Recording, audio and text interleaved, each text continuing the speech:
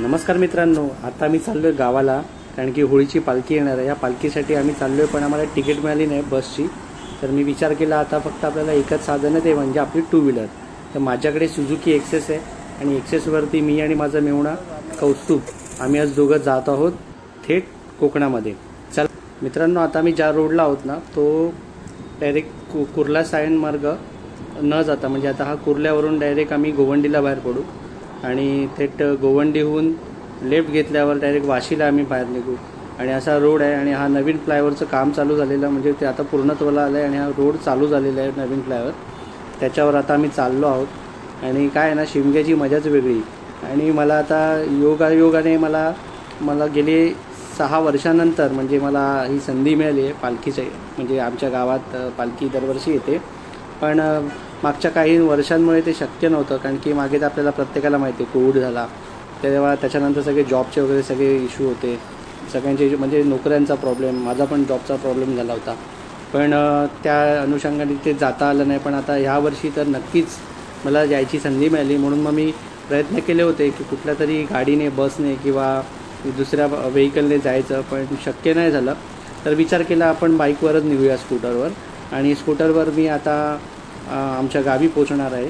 तर बघूया ही सफर कशी असेल आणि जेवढं थोडक्यात मला रस्ता दाखवता येईल, म्हणजे जेणेकरून व्हिडिओ मोठा नाही बनवायचा आहे, त्या कमीत कमी वेळामध्ये, म्हणजे तुमचा पण एक छोटासा एक तुम्हाला आयडिया मिळेल, मनोरंजन होईल आणि जास्त टाईम मी घेणार नाही। नक्की व्हिडिओ शेवटपर्यंत बघत राहा। व्हिडिओ आवडला तर नक्की लाईक करा। मित्रांनो, बाईक घेऊन मी दुसऱ्यांदा जातो आहे, पण आता हे उन्हाचे दिवस आहेत, बरंच प्रचंड ऊन आहे, पण आता दुपारचे 2 वाजले असल्यामुळे ना मला वाटतं हा 2 आणि 3 भारी 3-3:30पर्यंत जास्त ऊन लागेल मला, आणि त्याच्यानंतर मग हा त्रास नसणार आहे। तर शक्यता अशी आहे, प्रयत्न असा असेल माझा की लवकरात लवकर मी पोचेन गावी आणि जेवढा छोट्यातला छोटा व्हिडिओ बनवता येईल तो हा बनवून तुम्हाला दाखवायचा आहे। चला तर पुढे आपण बघूया आता हा रोड माझा कितपत मी कवर करतो। चला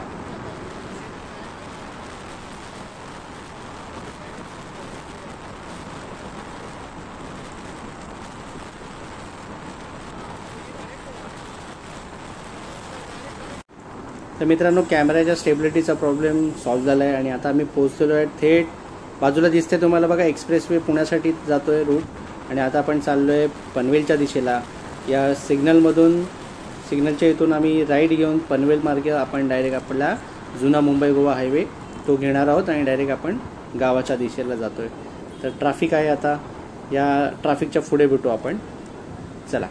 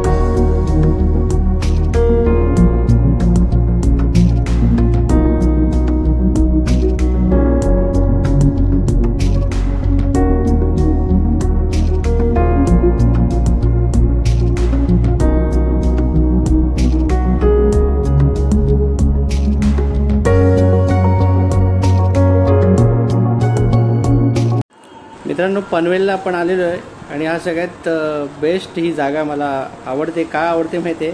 कारण की या मॉलच्या बरोबर अगदी खालच्या बाजूला ना जवळच लागून आपला ST डेपो आहे, लालपरी, आपल्या कोकणातली शान। जिथे आपण गावाला जातो तर या डेपोमध्ये आपली भेट असते। म्हणजे जास्त करून मुंबईहून गाड्या निघतात ना लालबाग परळवर, म्हणजे परळ डेपोतनं, तिथे या गाड्या थांबत नाहीत, पण कधी आपण तिथनं येताना बोरिवली वगैरे असेल तर ती गाडी इथे थांबते। पण या डेपोची मजा अशी आहे की लहानपणी आपण STने प्रवास करायचो, STने जायचो, STने यायचो, कारण की ST शिवाय दुसरा काही पर्याय नव्हता। पण त्या ज्या आठवणी आहेत लालपरीच्या त्या खूपच मजेदार असतात, गमतीदार असतात, आणि त्याच्यामुळे ते कधी पण मी या दिशेला आलो आणि ह्या रस्त्याला असेल ना तर मला पनवेल डेपो, परत असे जितके पण डेपो, आता पुढे रामवाडीचा डेपो आहे, म्हणजे आता ह्या रोडमुळे रामवाडीचा डेपो नक्की कुठे येतो आणि निघून पण जातोय माहीत पण नाही पडत। पण मजा यायची. एकेकाळी एकटाच आपण ट्रॅव्हल करायचो. मी एकटाच जायचो गावाला. म्हणजे जेमतेम मी 9वी-10वीला असताना मी गावचा प्रवास सुरू केला एकट्यानेच. तर मी एस टीत बसायचो आणि प्रत्येक डेपोला खाली उतरून आवर्जून, म्हणजे त्या डेपोमध्ये आजूबाजूचं वातावरण, त्याच्यानंतर डेपोमध्ये गाड्या कशा लागतात, लोक कशा उतरतात तिकडे रिफ्रेशमेंटसाठी, त्याच्यानंतर रात्रीमध्ये उशीर झाला तरी आपण काही नाश्ता म्हणा किंवा काकड्या, कलिंगड असे फ्रूट्स वगैरे खायला मिळायचे आणि अगदी मजा असते या सगळ्या ह्याच्यामध्ये. पण आता एस टीचा प्रवास कमी झाला आहे, पण आपण जेव्हा जमतं मला तेव्हा एस टीने नक्की जायचा प्रयत्न करतो. पण आत्ता पण एस टीनेच जायचं होतं. पण प्रॉब्लेम असा झाला की मित्रांनो, तिकीट सगळ्या फुल आहेत. शिमगा म्हटलं आपल्या इथे कोकणामध्ये म्हणजे आधीच बुकिंग ॲडव्हान्समध्ये करावी लागते. पण माझं कसं जाणं नक्की नव्हतं आणि सुट्टीचा म्हटलं तर सुट्टीचा असं काही इश्यू नव्हता, पण एक 2-3 कामं होती त्याच्यामुळे ते ठरलं नाही. नंतर शेवटी बघितलं तर एस टी सगळ्या फुल आहेत. मग म्हटलं बाईकच पर्याय मस्त. आणि आता इथे पंचमुखी मारुतीचं देऊळ आहे डाव्या हाताला, या सिग्नलच्या बरोबर क्रॉस केल्यानंतर इथे मारुती बाप्पा आहे. जय बजरंग बली की. आता आपण पोहोचलेलो आहोत. बजरंग बली की जय. या मारुतीचा आशीर्वाद घेऊन पुढे आपण प्रवासाला सुरुवात केलेली आहे. पनवेल आपण जेमतेम आता पनवेलमध्ये पोचलेलो आहोत आणि मला निघून 1 तास झाला आहे. या 1 तासाच्या प्रवासमध्ये मित्रांनो थकवा जराही जाणवला नाही आहे, कारण की तेवढं ऊन लागत नाही आणि मजा येते. आणि जी ओढ आहे ना, आतुरता आहे गावाकडची, ती एकदम उत्स्फूर्त आणि ताकद देते, मजा येते. चला.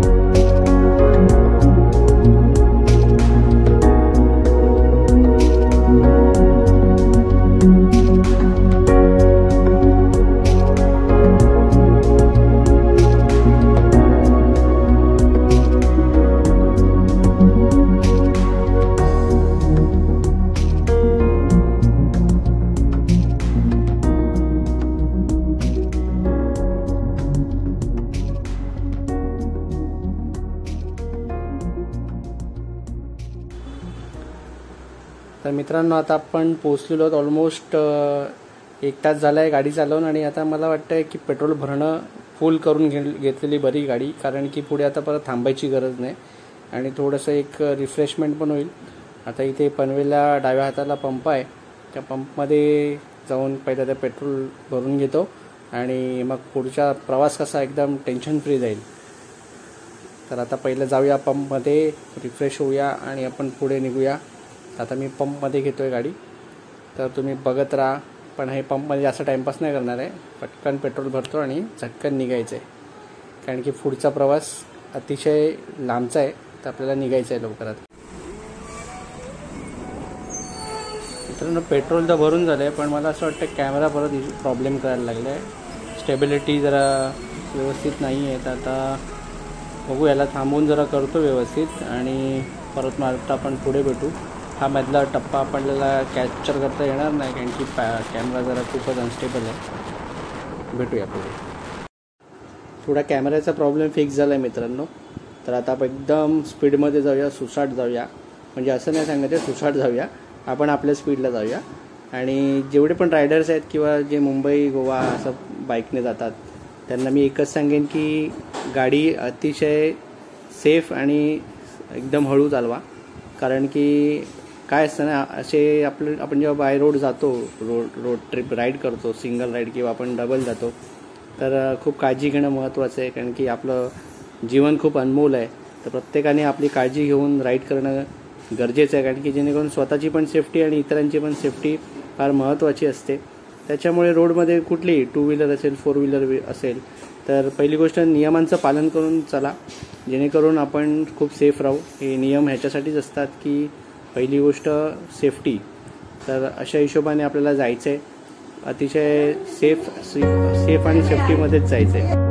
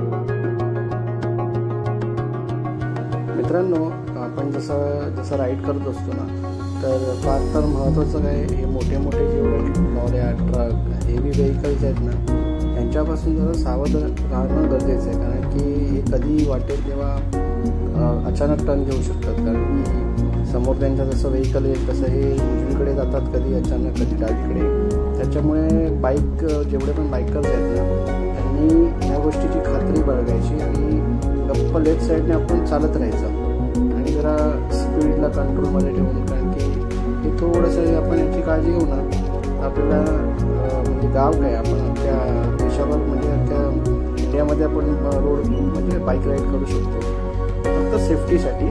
बाकी कसं आहे ना, शेवटी रोड आहे, आपल्याला आपली काळजी घेणं गरजेचं आहे ना मित्रांनो. आणि रस्ता मस्त आहे, संध्याकाळची वेळ आता होत आली आहे.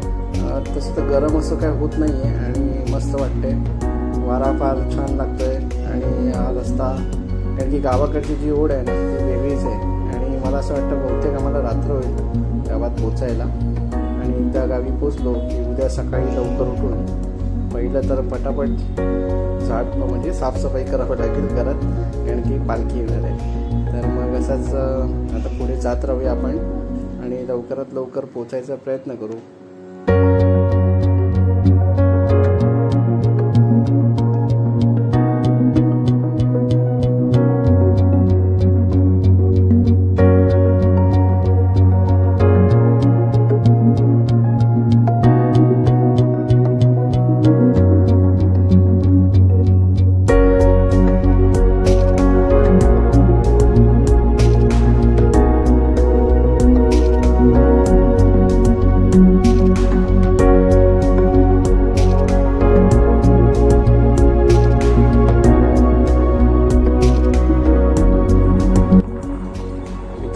वाकण आम्ही क्रॉस केले आणि वाकणच्या पुढे हा छोटासा जो घाट लागतो ना, तो आता आम्ही चढतो आहे. जसं बघायला गेलं तर इथपर्यंत रस्ता थोडा ओकेच आहे आणि म्हणजे खड्डे भरपूर आहेत. म्हणजे त्या मनाने तेवढे नाही आहेत, ज्या मागच्या वर्षी जून जुलैमध्ये बरेच खड्डे होते. पण आता हा रस्ता थोडासा बनवला आहे आणि पॅचेस फक्त भरले गेले, त्याच्यामुळे असं चालवताना जास्त काही त्रास जाणवत नाही आहे. पण बऱ्यापैकी आपल्या रस्ता कधी होईल देवाला माहिती. पण माझ्या तर सरकारला ही नम्र विनंती की लवकरात लवकर आमचा कोकणातला रस्ता बनवू दे. कारण की जो हा प्रवास आहे तो सुखाचा आणि लवकरात लवकर सेफ आणि सिक्युअर होऊ दे. त्याच्यामुळे हा रस्ता बनणं फार गरजेचं आहे आणि महत्त्वाचं आहे. मध्ये मध्ये बरेच खड्डे आहेत आणि याच्यातून जायला चालवायला ना म्हणजे आपल्याला किती झालं तरी आपल्याला घाई नाही करायची, कारण की रस्ता तसा आहे. तर त्या हिशोबाने आपण आता आम्ही पुढे जातो आहे. तर बघूया पुढे कसा कितपत चांगला रस्ता मिळतो आहे की असंच खडबडीत असणार आहे. पण बऱ्यापैकी इकडे पॅचेस भरलेले आहेत. चला आता पुढे आपण बघू रस्ता आपल्याला कसा मिळतो आहे. आणि तुम्ही बघू शकता बघा काय सुंदर वाटतं आहे. या दोन्ही अशा बाजूला छोट्या छोट्या टेकड्या आहेत, त्यातनं रस्ता चालला आहे. एका प्रकारचा हा लहानपणी हा तर मोठा घाट वाटायचा, कारण की इथून जेव्हा एस टी जायची ना तेव्हा दोन्ही ह्या म्हणजे डोंगर अक्षरशः एक छोटी लेन होती आणि त्यातनं त्या लेनमधून दोन्हीकडच्या म्हणजे वाहनं पास व्हायचे. आणि बऱ्याचदा इथे ट्रॅफिक खूप व्हायची, कारण की इथे रस्ता छोटा आखूड असल्यामुळे ना बऱ्याचदा कुठली गाडी बंद पडली की मे महिन्यामध्ये इथे गाड्या रांग लागायची अक्षरशः. आणि दिवसा जर बघायला गेलं तर अतिशय भरपूर झाडी होती इथे, गारवा असायचा आणि छान असं वाटायचं वातावरण होते मस्त असे. आणि जास्त करून तेव्हा पक्षी प्राणी हे सगळे बघायला मिळायचे. त्याच्यामुळे ह्या रस्त्याची मला म्हणजे आठवण आहे मला, हा रस्ता आधी कसा होता आणि स्पेशली हा घाट कसा होता. कारण की आता रस्त्याचं रुंदीकरण झालेलं आहे, हा डोंगर फोडलेलं आहे. पण एकंदरीत खूप चांगलं वाटायचं तेव्हा. आणि आता पण कसं काळानुसार बदललं पाहिजे, थोडंसं निसर्गाचं पण आपण लक्ष ठेवलं पाहिजे. आणि तर आता ह्या सुविधा तर होणारच आहेत, त्याच्यामुळे ह्या गोष्टी बदल घडतो आहे तर आपल्याला बदलानुसार आपल्याला पण बदलावं लागेल. पण असो, रस्ता फार खडबडीत आहे आणि असा प्रयत्न आहे की हा लवकर इथून पार करून पुढे निघून जावं. कारण की पुढे जो रस्ता मिळणार आहे तो सुसाट असेल, मजा येईल. चला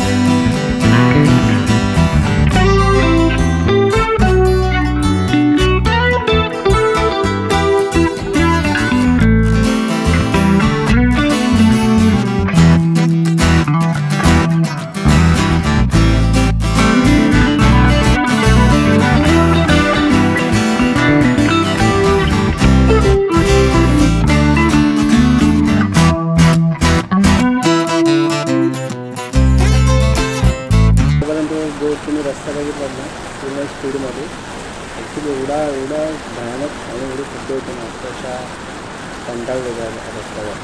आणि आता हा जो पुढचा रस्ता आहे तो जरा व्यवस्थित वाटतो, सुसाट जाऊया एकदम आणि लवकर पोचायचे, त्यामुळे घाई झाली पण जास्त घाई पण बरी नाही. त्याच्यामुळे मग मी रस्ता बघून जसं जमते तसं चालवते आणि जिथे बोलता येईल तिथे बोलायचा प्रयत्न करतो.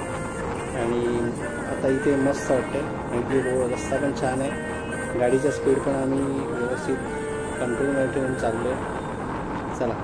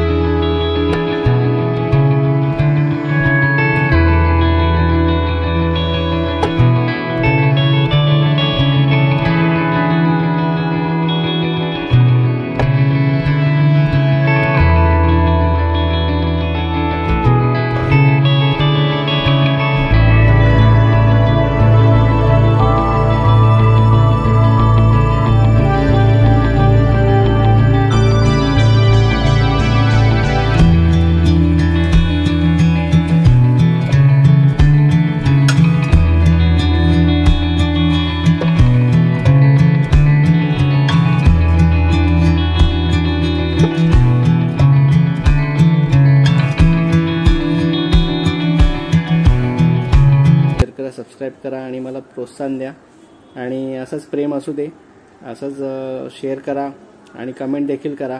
आणि हा व्हिडिओ कसा वाटला, तुम्हाला आवडला, काही म्हणजे तुमच्या रस्त्यावरच्या आठवणी जाग्या झाल्या असतील तर नक्कीच मला कमेंट करून नक्की कळवा.